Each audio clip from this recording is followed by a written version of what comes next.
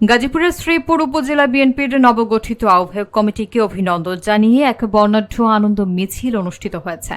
শনিবার বিকেলে রাজাবাড়ী বাজারে অনুষ্ঠিত এই মিছিলে বৃষ্টিতে ভিজেও অংশগ্রহণ করেন হাজারো নেতাকর্মী।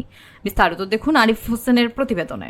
শ্রীপুর উপজেলা বিএনপির আহ্বায়ক সদস্য শরীফুজ্জামান শাহানুর সরকার, উপজেলা যুবদলের সাবেক সদস্য সচিব মাইদুর রহমান খান সজীব এবং রাজাবাড়ী ইউনিয়ন বিএনপির নেতা আব্দুস সামাদ আজাদের নেতৃত্বে মিছিলটি রাজাবাড়ী বাজারের বিভিন্ন গুরুত্বপূর্ণ সড়ক প্রদক্ষিণ করে।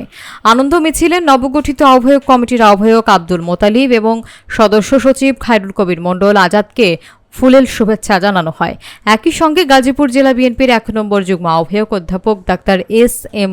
রফিকুল ইসলাম বাচ্চু সহ জেলা বিএনপির নেতৃবৃন্দদের প্রতিও কৃতজ্ঞতা প্রকাশ করা হয়। অনুষ্ঠানে আরও উপস্থিত ছিলেন রাজাবাড়ী ইউনিয়ন বিএনপির সাবেক সাংগঠনিক সম্পাদক আক্তারুজ্জামান জিকু, যুবদল নেতা শাহ আলম, সাইফুল ইসলাম নয়ন, কামাল হোসেন এবং মহিলা দলের নেতৃবৃন্দ সহ বিএনপি ও এর অঙ্গ সহযোগী সংগঠনের অসংখ্য নেতাকর্মী।